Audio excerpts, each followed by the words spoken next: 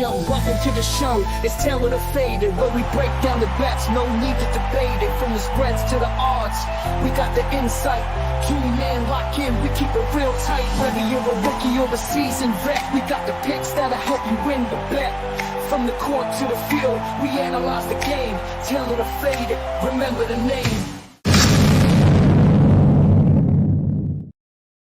Yeah, Zoe, you already motherfucking know. Yeah, we feeling very professional today. Shout out to Rob Raleigh, really, man.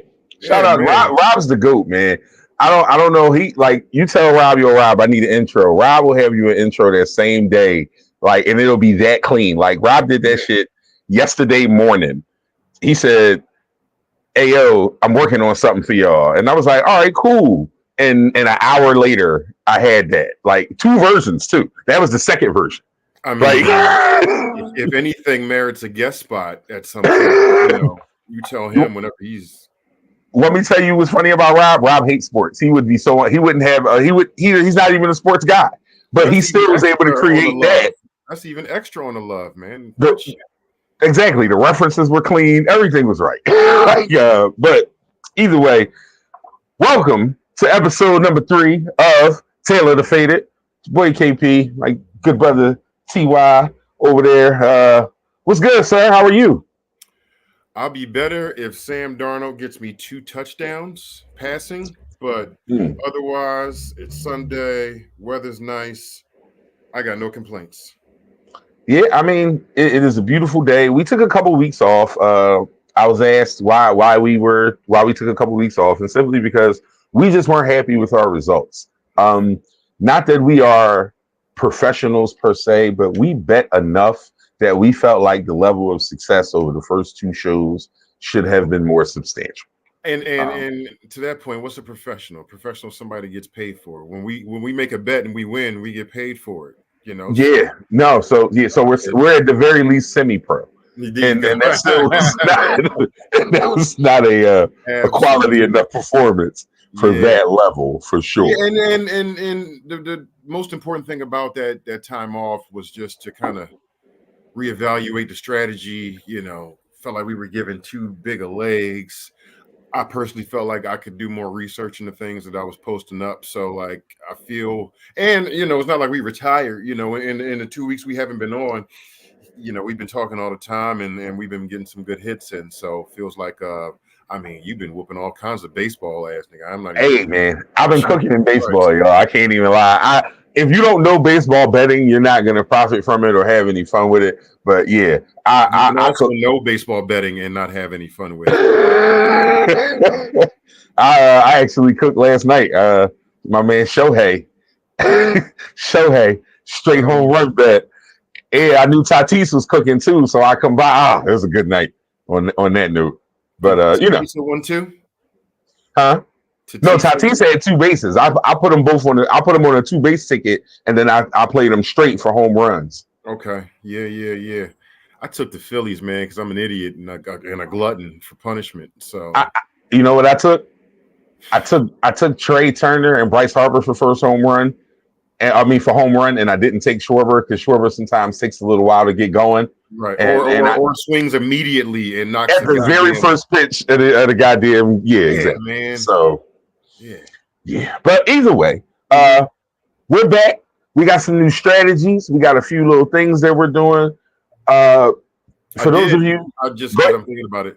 Dancing 4-legger on the UFC last night. I don't know if you saw that the UFC pay-per-view last night, but Alex, I knew it was one, but I didn't necessarily. Savage, man, like he made this man's face look like hamburger. Like the last leg I needed was Pereira by KO in 4th round. He beat that man into submission. So shout out to them. Yes, indeed. So Ty kind of mentioned the amount of legs on some of these parlays we run in.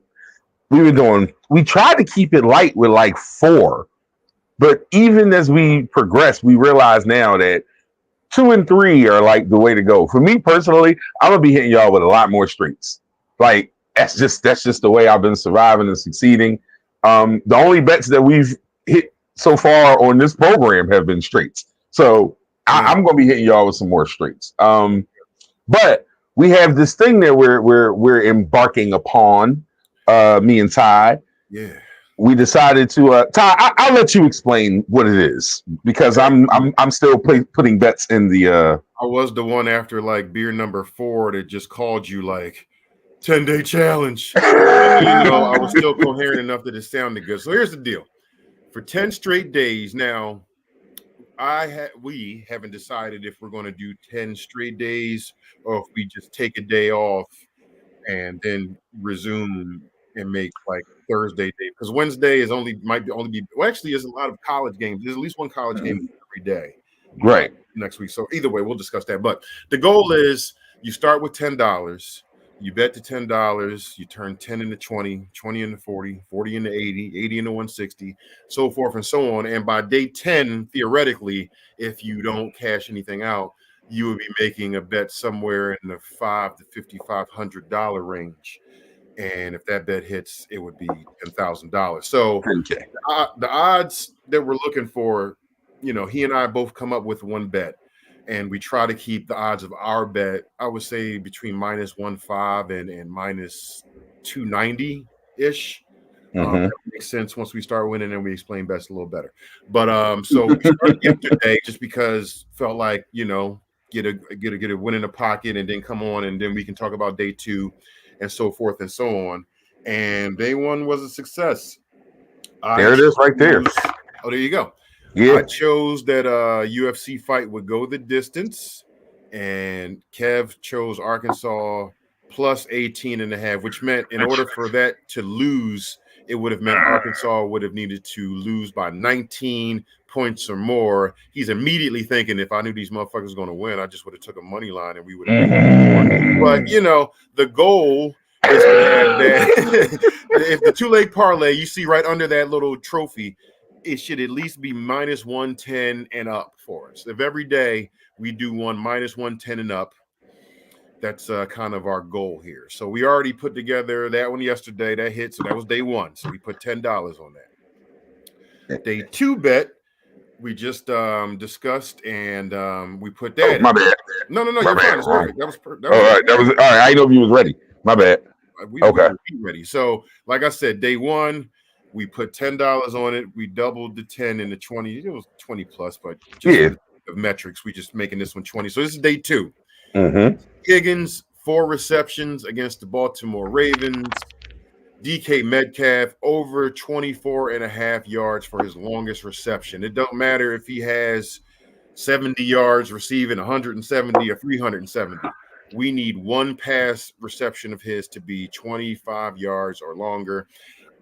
He's done it at least the last 3 weeks. He's might have done it 4 weeks. I'm not 100% sure. When I was doing my research, I only went 3 weeks back because I'd be thinking week 1 is more of like an aberration than a trend.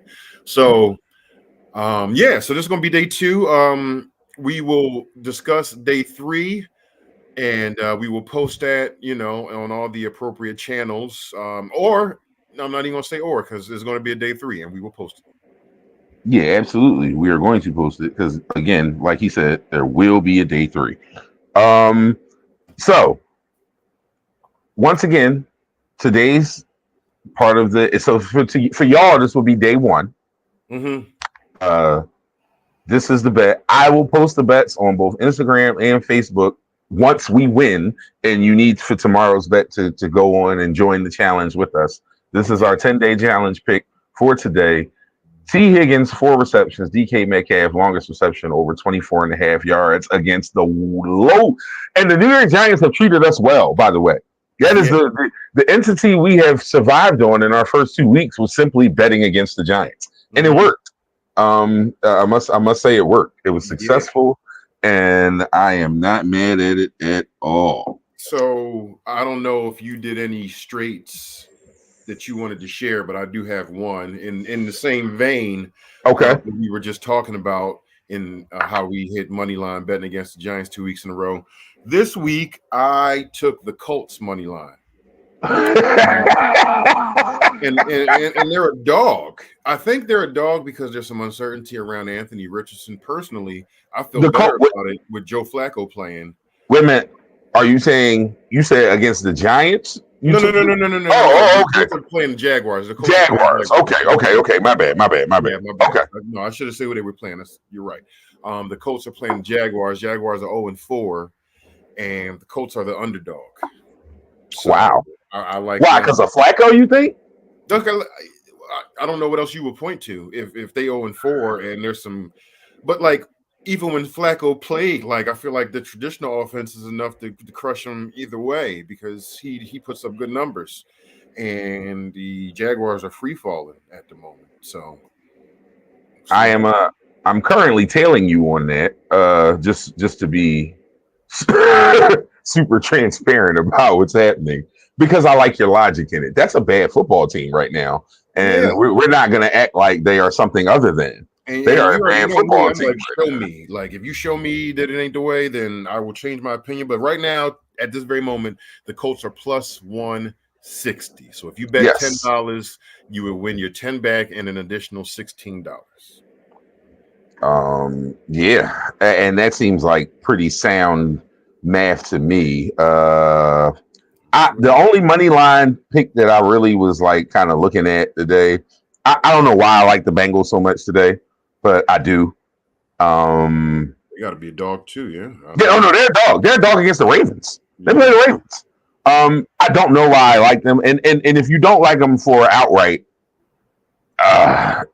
hold on. Let me just make sure I got my numbers correct. I don't plus want to 120 right now. Plus 120 for money line. Mm-hmm. That line, based on their record, should be way bigger.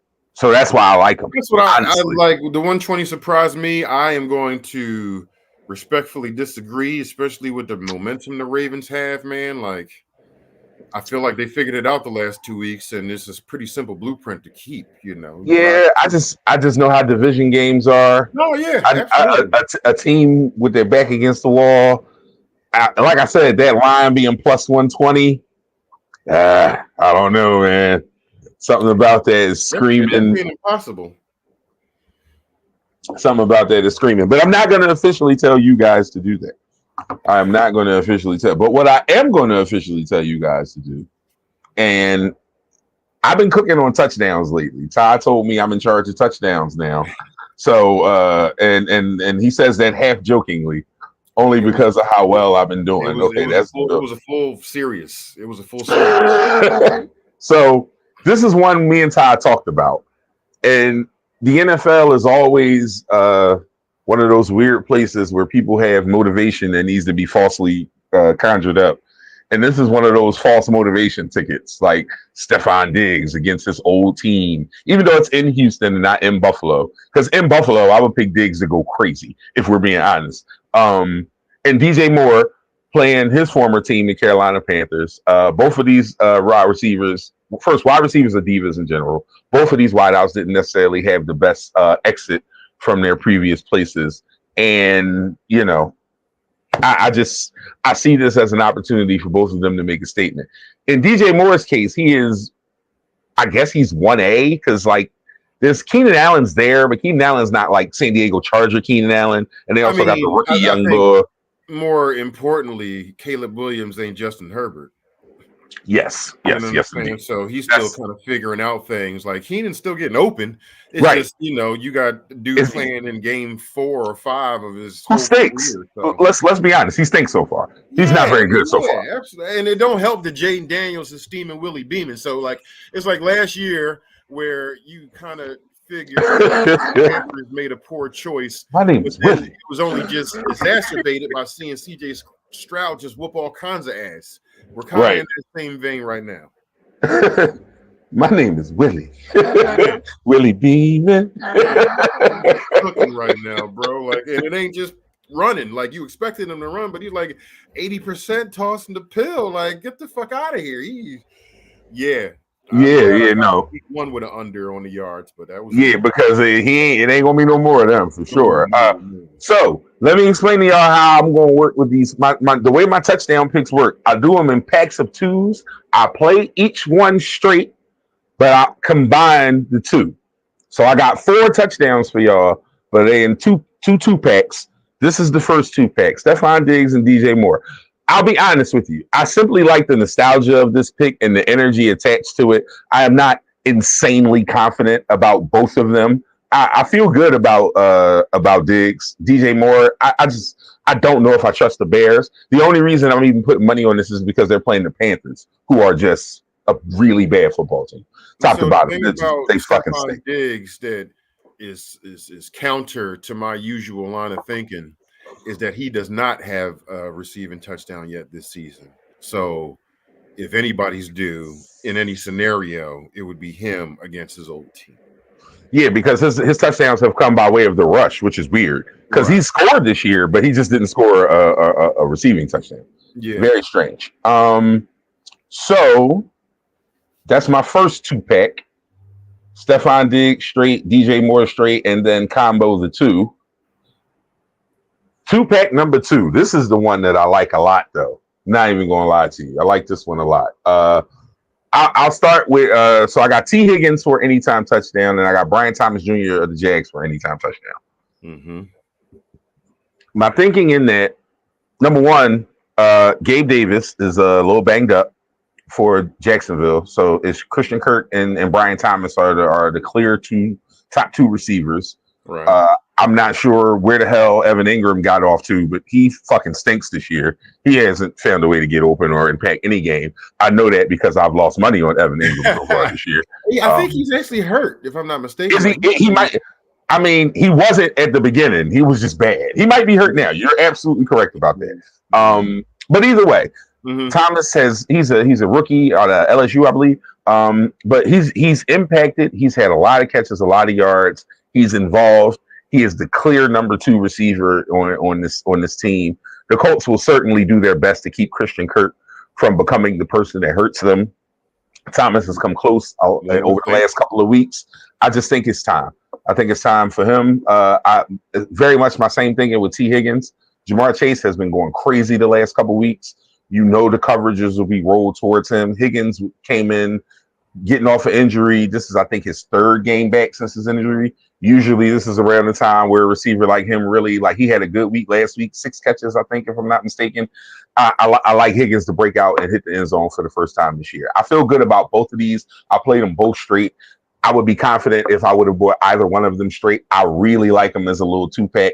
We'll see how it goes. Had we been on earlier, my favorite player today was Alan Lazard, because Alan Lazard makes me a lot of money, and if you don't know, he scored. So that's yeah, man. God damn, so much fun with that. But yeah, so those are my 4. You got T. Higgins and Brian Thomas together, and then you got Stephon Diggs, DJ Moore together. If you like one or the other, or you want to play, superhero and throw all 4 on one ticket, show me that. If that's what you end up doing, I'd love to see that, especially if it hits, because that'll be fan goddamn tastic. Like, but those are those are the touchdown picks. That's how I'm feeling about those right now. Let me get Ty straight up for those who may or may not want to partake in that. But go ahead, Ty. Tell me what you got, and I'll get it on the screen as you narrate it. You mean other than this Colts one? Yeah. If you have anything else. I mean, yeah, you saw that marathon thing I sent you. Oh yeah. You know what? Do you want me to? I'll post it. I didn't know if you wanted me to post that or not, bro. I got you. Hold up. Let me get that up. Yeah. Why not? Let me get that up. And you don't have to select everything that's on there. I just kind of basically I did like 3 games back, like I said, because week 1 don't really count much for me. So I did 3 games worth of research on all the ones that I sent you. And it just made the most sense to put them all on a mega joint. But I only put like $1 on it. You know what I'm saying? The rent will still be paid. So like, yeah, it's pretty plus. So what the real thing to do is to break down each single game parlay. Right. Then just like I put something on each one of them. Like Derrick Henry's been killing over 100 yards the last 2 weeks. Kev already likes Joe Burrow to win this, so Cincinnati to win this. So throwing 2 pass touchdowns doesn't seem beyond the realm of possibility. He's definitely done it the last 2 weeks in a row. I don't have the notes in front of me, so I can't see. For sure, he has. So that's plus 215. If you just want to take that, awesome. The Bills Texans game. Nico Collins is just a catch Goddamn animal right now. Like, goddamn. Over 10 targets for the past 2 weeks. I think he had 10 receptions. With Stephon Diggs and Tank Dell and Dalton Schultz all getting, like, they're all eating. Everyone's eating it. Shows you how nasty CJ Stroud is right now. So it's like paid in full down that motherfucker. Everybody eats. Everybody eats. I like both of them to get at least 5 receptions. And them two getting 5 is plus 122. That's good. Jaden Daniels gets, like, I think his lowest total of rushing so far this year was like 37, 38. So taking him at 40 felt good. Deshaun Watson has not thrown over 200 yards yet this season. Being a trend guy, I don't see why today would be today. So I have him for under 212 and a half yards. Geno Smith has just been throwing the shit out of the football. He's been averaging, I think, over 285. It's crazy how good Geno Smith got once he got the goddamn he became the quarterback everyone assumed he was going to be all those years ago. That just lets you know that unless you're Aaron Rodgers, the Jets just make you shit. I mean, to that point, you could Sam Darnold. Yeah, that's what I'm saying. Like, that's crazy what he's doing, bro. It's actually kind of wild what he's doing. Mm-hmm. Like, because I never believed in Sam Darnold. I'm one of those people. Like, respectfully, and or however you want to take it, if not respectfully, whatever the fuck. But I've always been one of those, like, Sam Darnold got to show me ass and people. Mm-hmm. So, like, it's very good to I'm happy for that, brother. I ain't gonna lie. Like, I'm cool with him. With 2 pass touchdowns in this game, but neither here nor there. The ones that you can't see under the Geno Smith 250, I got DK Metcalf for 80 yards. I got Miami's quarterback Tyler Huntley for under 160 and a half.